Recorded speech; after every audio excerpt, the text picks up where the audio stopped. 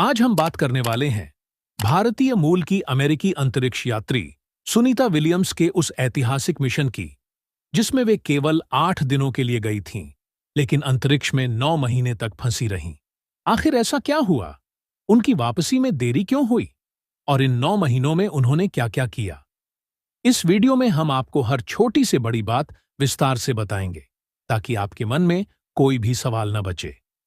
तो चलिए शुरू करते हैं। मिशन की शुरुआत 5 जून 2024। यह वह तारीख थी जब नासा ने अपने अंतरिक्ष यात्री सुनीता विलियम्स और बुच विल्मोर को बोइंग स्टारलाइनर कैप्सूल के जरिए अंतर्राष्ट्रीय अंतरिक्ष स्टेशन ISS पर भेजा। इस मिशन का मुख्य उद्देश्य बोइंग स्टारलाइनर के नए क्रू कैप्सूल का परीक्षण करना था। मिशन की प्लानिंग के अनुसार उन्हें ISS पर केवल 8 दिन बिताने थे और फिर सुरक्षित पृथ्वी पर लौट आना था। लेकिन किससे पता था कि यह यात्रा इतनी लंबी हो जाएगी? तकनीकी खराबी और संकट की शुरुआत। जब वे अंतरिक्ष में पहुंचे तो शुरुआत में सब कुछ सामान्य लग रहा था, लेकिन कुछ दिनों बाद स्टारलाइनर कैप्सूल में तकनीकी खामियां सामने आने लगीं।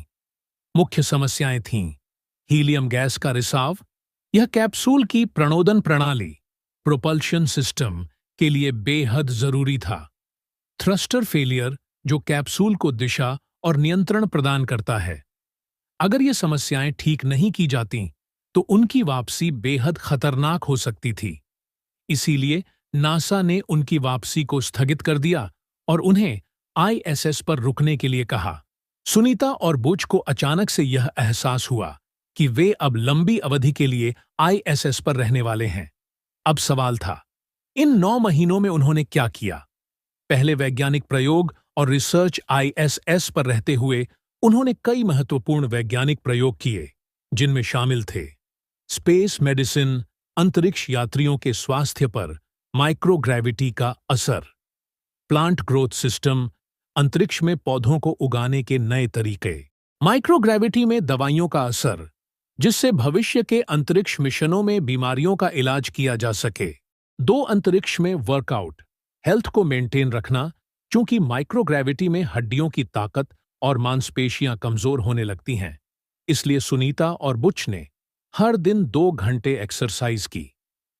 3 अंतरिक्ष में स्पेस वॉक और ISS मेंटेनेंस। उन्होंने कई बार स्पेस वॉक भी किए और ISS के उपकरणों की मरम्मत की।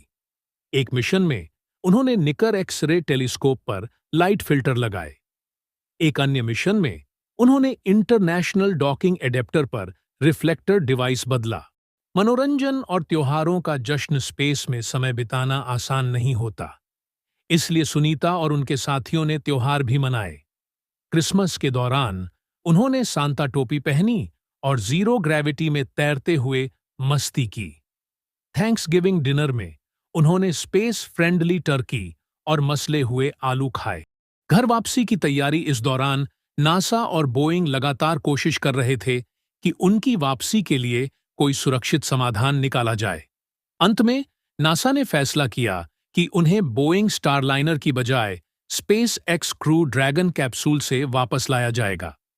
19 मार्च 2025 को सुनीता विलियम्स और बुच विल्मोर आखिरकार ISS से रवाना हुए। यह एक भावनात्मक पल था, क्योंकि उन्होंने 9 महीने अंतरिक्ष में बिताए थे। जब वे पृथ्वी पर लौटे तो उन्हें तुरंत मेडिकल चेकअप के लिए भेजा गया। लंबे समय तक अंतरिक्ष में रहने के कारण उनकी मांसपेशियां कमजोर हो गई थीं। उन्हें सीधा चलने में दिक्कत हो रही थी। ब्लड सर्कुलेशन पर असर पड़ा था। लेकिन कुछ हफ्तों की फिजिकल थेरेपी और रिहैबिलिटेशन के बाद वे पूरी तरह से ठीक हो गए। यह मिशन बोइंग स्टारलाइनर के लिए एक बड़ा झटका था, क्योंकि इसकी खामियों के कारण 2 अंतरिक्ष यात्री 9 महीने तक ISS पर फंसे रहे। लेकिन इस मिशन से हमें कई महत्वपूर्ण सबक भी मिले। अंतरिक्ष में तकनीकी खराबी को कैसे हैंडल किया जाए, लंबे समय तक अंतरिक्ष में इंसान कैसे जीवित रह सकता है, भविष्य में मंगल और चंद्रमा मिशन के लिए जरूरी बदलाव। दोस्तों, सुनीता विलियम्स की यह कहानी अंतरिक्ष अन्वेषण के इतिहास में हमेशा याद रखी जाएगी। यह मिशन एक चुनौतीपूर्ण सफर था, लेकिन इससे हमें अंतरिक्ष के रहस्यों को समझने में मदद मिली। अगर आपको यह वीडियो पसंद आया तो इसे लाइक करें, शेयर करें और हमारे चैनल को सब्सक्राइब करना ना भूलें।